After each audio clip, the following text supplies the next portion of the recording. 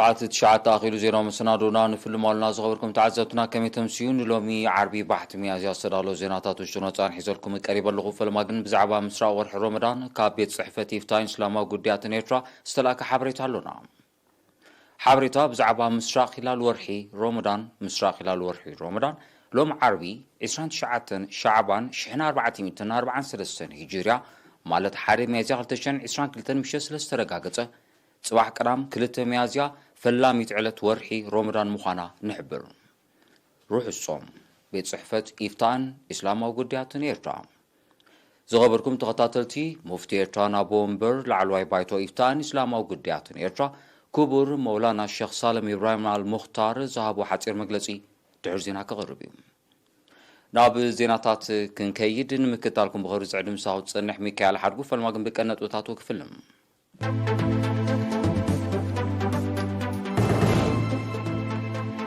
كورونا فيروس ترخيبهم كنكن كجبر لهم تنحو سلسة زيقاتات حاويهم تفانيهم بايتو زوبا سمينا وكيح بحري مبل عصرتو شوعات السرعة خيبو أكانيهم أب زوبا ماكلين حدثا محادرتي كوابي عصمرو تواهيهم أب زيناتات وطايا أمريكا وشتاوي قدياتها قرو متتو تاو تقبر كمزلا قداماي مستر باكستان كسيسو قصي بوركينا فاسو بقداي مريجا كابي قطباوي ودب معرب أفريقيا نزموتو زلو تاقي كوني بريزيدنت بايدن حزرة زكاة مقرب ندادي نمكلال سقم تكوسد تئزاز أمحلال زرزر زينا فلما حابريتا كامي ستعنا كورونا فيروس ترخيبهم واب هوسبيتال زوبا ماكل تعقيبهم كنكن كجبر لهم صنحو سلسة زكاتات حاويهم تفانيهم بز مسرت الله العصر بكورونا فيروس تلفو زكاتات قصابلومي 9,728 بتصيحلو 9,623 كابزيوم حاويهم زو تفانو 130 بموت زو تفليو كلتا دما جنا اب هوسبيتال تعقيبهم زركو بيهم منيسر طعنا حدا ميازيا 2022 ناب كالزينام سنسجرم بايتو زوبا سيمنا وكيح بحري وحستا هاجر نولرتات بزبل تيما مبل عصوتو شوعات السرعة غيبو بعسران شعاتن سلاسان مقابي تاب كتما باتسعاق عنيهم وكيلي رينا إبراهيم عمر زدالو زيناو تصبصابالو سامراي ليفيو كتغربع أبوامبر بايتو أتو إبراهيم علي شاخب زسمع قال وحسن بلتقتن محبراو فتحي سفنا هاجر نمتعي ولدتات مركب رزين واقع تخفيلون يخفل كمزلو بزد ما مختنا أبز حاشا مدرخ مزركب تقيسو من نبابرو هزب الزمحيش مدبات لمعات نمحيال حبراو تعري كمزد اللي أغنزيبون أبدا أخيبا قسقس تكباري أبكلتشحن إسران حدن ستعمو محبراوي قطباو دحنتاون كالن اتفتات كم أون نخلتشحن إسران كلتان استوت أنا مربا سراحن أبايتان مدنفع زلو تخولتاتن زملكت أبتابات قريبون زتا تخيد لومن بزي كازي أب قرب ما يزولو بدوهاتات عنا زيقاتات نموحاز قبر زولو تعرتات بقعات مرتن تساتفنت مهارون معباي استسالت وسرحات اتتاونت حرشان مدنفاع استقبارو زلون اتفتات كمون مدبات معقاب حمد ماين بزملكات مبريك قربن كلو زترعي دخمت المفواس حق سريتوتات قريبهم بايتو أمو داتا عدل تمرتي زي رخبو قلعو أما عدل تمرتي كم ساتوفو مقبار شجر ستة ماي دهلاك باردان رو قلامتن كتما أفعبتن فليك ولحتاق قبرلو تحسد حقي مريت لعلو أغالبوكو وهابن نستحاسو أرامي سقمتكو صدرلومن كوم سورتو كباباو تريت بملات من تقوار بعتمنت كتحزبلون كالو سانيتاتن لباواتاتن أحلفون أما حداري زواسي من واقع بحري وزورو أسمرت أبرها بزسماعتو مزازمي قال طلبات هزبي مسمعن مفتحتات مغرابن حلافنت بايتو مخانو دقيسا كل مداول معتو عيو بزي نقوح تساتفو هزبي سلازي عوات بايتو كاب قدامنتاتو سريع بعتو بكسار حلو أزخاخرا أبز سلاسلو مدبات بحفشة أبا أربط محبراو أقلقلو دما بفلاي حاليفو زرق قدلتاتن حبرة سبز العلو مسرة وحطوتاتن نتقبار نستوط أن مدبات بقالوتات سألو سلازوخنا أمفواسو ودتنا كلهم أكلات وصان مخانو أسميراتلو أبي زوبا ماكل حدثت محادرتي كبابيا بسرحهم زعق زوما سومهرو تواهيبوم وكليرينا ناجي بين ملكع تسبطان زدالتو تحستو ياقو قبرتن ساي أب زوبا مأكل بسلاسن حرن مقابيتن حرم يازيان أب استودبه نايملو وات تمكرو مدرخ نحدثت أم حدرت كبابي أب سرحهم زحق زوم أستمهرو تواهيبوم أب تأقاطامي أب محدار زوبا حلافي كفل ستاتستيكسن جغرافيا وحبريتان أتو تدرس تخلي اتكفلي بزعباز السلاسلون اتفتاتن ترى أم حدرت كبابي أب معواتن ሰፊሕ መግለፂ ኣቕሪቦም ምምሕዳራት ኣብ ከክልተ ዓመት መዝገብ ነበርተን ከፃፈፋ ዝስራሓሉ መደብ እኳ እንተኾነ ብዝተፈላለዩ ምኽንያታት ከምቲ ዝድለ ክስጉም ከም ዘይፀንሐ ዝጠቐሰ ኣቶ ቴድሮስ ኣብ ወርሒ መያዝያ ጉንበትን ሰነን ናይዚ ዓመት እዚ ኩሎም ምምሕዳራት ናይ ነፍሲ ወከፍ ስድራ ቤት መዝገብ ክፃፈፋ መደብ ተዋሂቡ ስለ ዘሎ ተርኦም ክዕዝዙ ተላብዮም ነፍሲ ወከፍ ምምሕዳር ንዝተመዝግቡ ነበርቲ ሙሉእ ኣገልግሎት ከም ዝህብ ምርግጋጽ መንእስያት 18 ዕድመ ኣብ ዝመልእሉ ወረቐት ሃገራዊ መንነት ከውፅኡ ጎስጓሳት ምክያድ ነባሪ ናይ ዝነብረሉ ገዛ ንጹር ኣድራሻ ኣብ ሰነዱ ከም ዝተሓዝ ምርግጋጽ ከምኡውን ኣብ ውልቀ ሰባት ናይ ዝህሉ ምቅያር ሓበሬታ መስርሕ ስሉጥን ጽሑፍን ከም ዝኸውን ምግባር ካብቲ ኣብ ማሕደርቲ ከባቢ ብዕቱብ ክሰርሕሉ ዝግባእ ከም ዝኾነ ኣዘኻኺሩም ተሳተፍቲ በወገኖም ነቲ ተወጢኑ ዘሎ መደብ ንምትግባር ኣበርቲዖም ከም ዝሰርሑ ኣረጋጊጾም ኣማሓዳሪ ዞባ ማእከል ኣቶ ፍሳይ ሃይለ ኣብ ዝሃቦ መዛዘም ቃል ንኣገዳስነት እቲ ኣስተምህሮ ብምጥቃስ ኣብ ማሕደርቲ ከባቢ ንዘመሓድሮ ከባብን ነባርን ብደቂቕ ክፈልጡን ዝወፅእ መደባት ኣብ ምትግባር መሪሕ ተራ ክጻወቱን ተላብዩ ልዕሊ 140 ኪሎ ሜትር ስፍሓት ዘለዎ ዞባ ማእከል ኣብ 16 ንኡሳን ዞባታት 83 ምምሕዳራት ከባብን 89 ዓድታትን ዝጠርነፋ ኣስታት 170,000 ስድራ ቤታት ይነብርኦም ጨንፈር ሚኒስትሪ ዕዮን ማሕበራዊ ድሕነትን ዞባ ሰሜናዊ ቀይሕ ባሕሪ ብሞያታት ሲንጀር ምጥላፍን 6 ኣዋርሕ ብምድላው ምግቢ ድማ ን3 ኣዋርሕ ዘሰልጠነን 54 ናለይቲ ስድራ ነበርቲ ከተማ ባፅዕ ብ31 መጋቢት ኣመሪቖም ኣብቲ ስነ ስርዓት ወኪልቲ ጨንፈር ኣቶ እስማኤል ዑስማን ኣብ ዘስምዑ ቃል ዜጋታት ካብ ተጸባይነት ተናጊፎም ኣፍረይቲ ክኾኑ ምጽዓር ካብ ቀንዲ ተልእኾታት ናይቲ ሚኒስትሪ ምዃኑ በብከባቢው ዝውደብ ሞያ ስልጠናታት ድማ ኣካል ናቱ ከም ዝኾነ ብምጥቃስ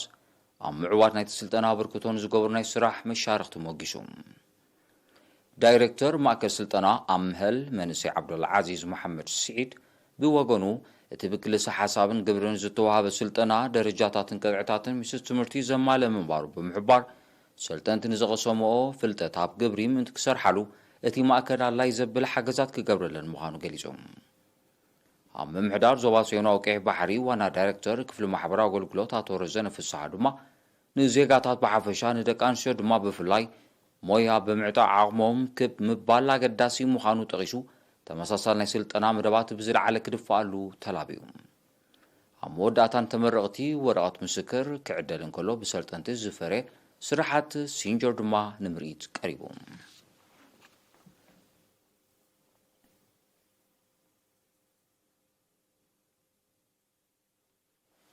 ዜና መስዋዕቲ አባል እዚ ህዝባዊ ሰራዊት ኤርትራ ገዲም ተጋዳላይ ሌተናል ኮሎኔል ተስፋ ስላሴ ነጋሽ ገብረታትዮስ ብ31 መጋቢት ኣብ መበል 65 ዓመት ዕድሜ ብሕማም ተሰውዩ ኣብ ወርሒ ለካቲት 1975 ኣብ መሳርሒ ህዝባዊ ሓይልታት ሓርነት ኤርትራ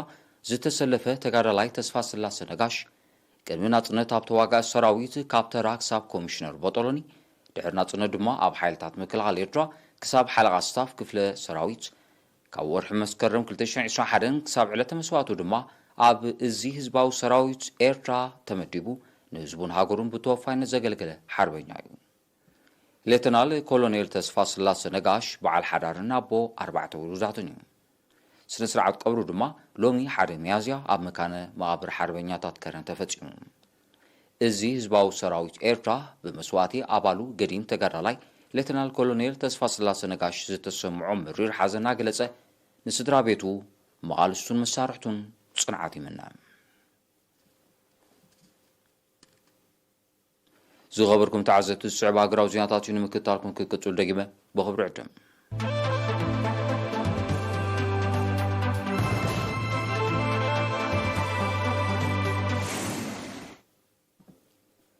ኤሪ ቲቪ ምርጫኹም ጌርኩም ትከታተሉ ምህላውኩም ኣዚናና ነመስግን ክቡራት ተዓዘብቲ ዜናታት ናቐጸለ እዩ ዜና ወጻኢ ቀዳማይ ሚኒስትር ፓኪስታን ዕምራን ኻን ኣሜሪካ ውሽጣዊ ጉዳያት ሃገሩ ምትእትታው ትገብር ከም ዘላ ከሲሱ እቲ ምትእትታው ካብ ስልጣን ምእላዩ ዝዓለመ ምዃኑ ቀዳማይ ሚኒስትር ኻን ሎሚ 1 ሚያዝያ ኣብ ዝሃቦ መግለጺ ኣፍሊጡ መንግስቲ ፓኪስታን በቲ ጉዳይ ንምኽትል ፈጻሚ ጉዳያት ኤምባሲ ኣሜሪካ ኣብ ሃገሩ ጸዊዑ ከም ዘዘራረቦ እውን ኣፍሊጡ ቀዳማይ ሚኒስትር ዕምራን ኻን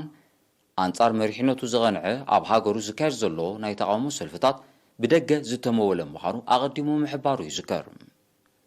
ቀዳማይ ሚኒስትር ኻን ኣብ ዝሓለፈ ቀረባ እዋን ናብ ሩስያ ምብጻሕ ድሕሪ ምፍጻሙ ሃገራት ምዕራብ ኣብ ልዕሊኡ ዘቐንዐ ውዲት ክገብራ ምጽንሐን እዩ ዝወቀሰሎም። እዚ ከምዚ ኢሉ እንከሎ ኣብ መንጎ ደገፍትን ተቃወምትን ቀዳማይ ሚኒስትር ኻን ምትፍናን ተፈጢሩ በምህላው ኣብ ፓኪስታን ህዝባዊ ዓብዪ ከይክሰት ሓያሎ ወገናት ስጋቶም ይገልጹሎም።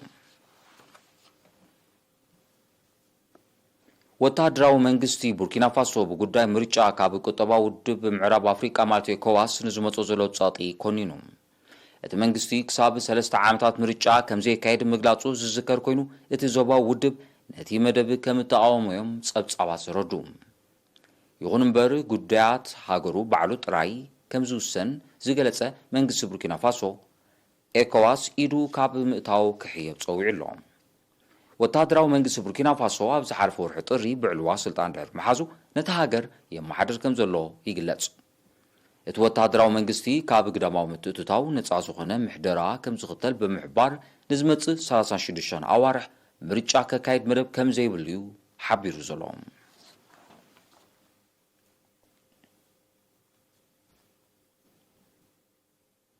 ፕሬዚደንት ኣሜሪካ ጆ ባይደን ብጉዳይ ኩናት ዩክሬን ኣብ ልዕሊ ሩስያ ዝተወሰነ በይናዊ እገዳታት ንዝፈጥሮ ሕፅረት ቀረብ ነዳዲ ንምፍዋስ ካብ ስትራቴጂካዊ ትሕጃ መዓልታዊ 1 ሚልዮን በርሚል ነዳዲ ን6 ኣዋርሕ ንህዝባዊ ኣገልግሎት ክቕርብ ኣዚዙ።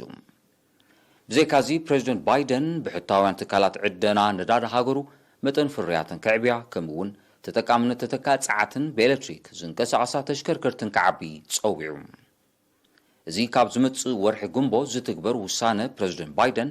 ነቲ ካብ ሩስያ ክግበር ዝጸንሐ እታው ሃገሩ ዝሽፍን እኳ እንተኾነ ብደረጃ ዓለም ተፈጢሩ ዘሎ ሕፅረት ግን ምላሽ ዝህብ ኣይኮነን። በዚ ፕሬዚደንት ባይደን ዘሕለፈ ውሳነ ከምኡውን ውድብ ለኣኽቲ ነዳዲ ሃገራት ማለት ኦፔክን ኣባላት ውድብ ዘይኮና ኣፍሬት ነዳድን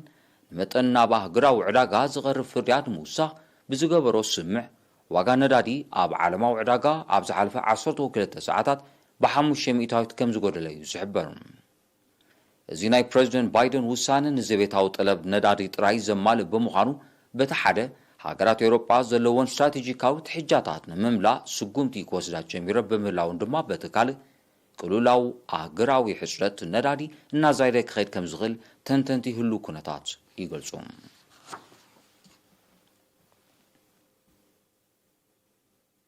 ቻይና ሩስያን ኣሜሪካን ዘለወን ናይ ዘተ መድረኻት ኣብ ሰላማዊ ዳግመ ህንጸት ኣፍጋኒስታን እወታዊ ተራ ንምዕባይ ክስራሕ መንግስቲ ቻይና ጸዊዑ። ሚኒስትር ጉዳያት ወጻኢ ቻይና ዋንጊው ትማል 31 መጋቢት ምስ ፍሉያት ተጸዋዕቲ ቻይና ሩስያ ኣሜሪካን ፓኪስታንን ኣብ ጉዳይ ኣፍጋኒስታን ተራኺቡ ነዚ ጻውዒት እዚ ኣቕሪቡ። ኣርባዕተን ሃገራት ከም ቀንዲ ግዳማውያን ተዋሳእቲ ኣብ ጉዳይ ኣፍጋኒስታን ዘለወን ናይ ዘተ መድረኻት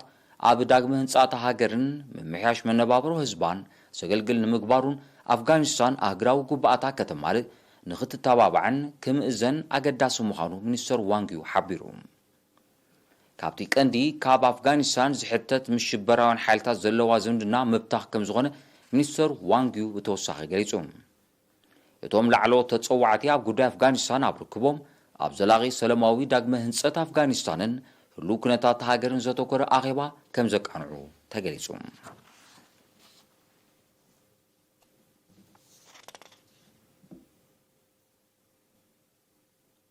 ኣብ ስሪላንካ ብልዑል መጠን ንሂሩ ዘሎ ዋጋ መሰረታዊ ሃለኽቲ ነገራት ከምኡውን ኣገልግሎት ኤሌክትሪክሲቲ ነዳዲ ንምፍዋስ መንግስቲ ስጉምቲ ክወስድ ዝጽውዕ ሰላማዊ ሰልፍታት እናሓየለ ከም ዝመጸ ተቓሊሑ። ትማሊ 31 መጋቢት ኣብ ቀንዲ ጎደናታት ከተማ ኮሎምቦ ተቃውሞኦም ዘስምዑ ዝነበሩ ሰልፈኛታት ንምብታኖም ምዝተዋፈሩ ሓይልታት ጸጥታ ከም ተጋጨው ተገሊጹ። ሰልፈኛታት ተኸሲቱ ዘሎ ናሃሩ ዋጋታት ንምፍዋስ መንግስቲ ህጹጽ ስጉምቲ ክወስድ እዮም ዝጽውዑ ዘለዉ። ደሴታዊት ሃገር ስሪላንካ ካብ ጥሪ 2020 ኣብ ትሕጃ ናይ ወጻኢ ሸርፊ ናይ ልዕሊ 70 ሚእታዊት ምንቁልቋል ስለ ዘጋጠማ እታዊ መሰረታዊ ጠለባት ህይወትን ነዳድን ክትገብር ተጸጊማ ከም ዘላ እዩ ዝሕበር። እታ ሃገር ነዚ ቁጠባዊ ጸገም ንምስጋር ካብ ሃገራውያን ፋይናንሳውያን ትካላትን መሻርክቲ ትብለን ሃገራትን ደገፍን ልቓሕን ትጠልብ ከም ዘላ ይግለጽ። ስሪላንካ መግቢ መድሃኒትን ነዳድን ዝርከቦ መሰረታዊ ጠለባት ህይወት ካብ ካልኦት ሃገራት ብእትገብሮ እታው ከም ትሽፍኑ እዮም ጸብጻባት ዝጠቕሱ።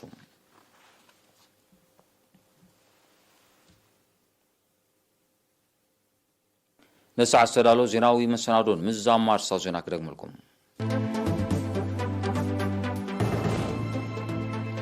كورونا فيروس ترقيبهم كنكن كجبر لهم صنحوا 3 زيقاتات حاويهم تفانعوا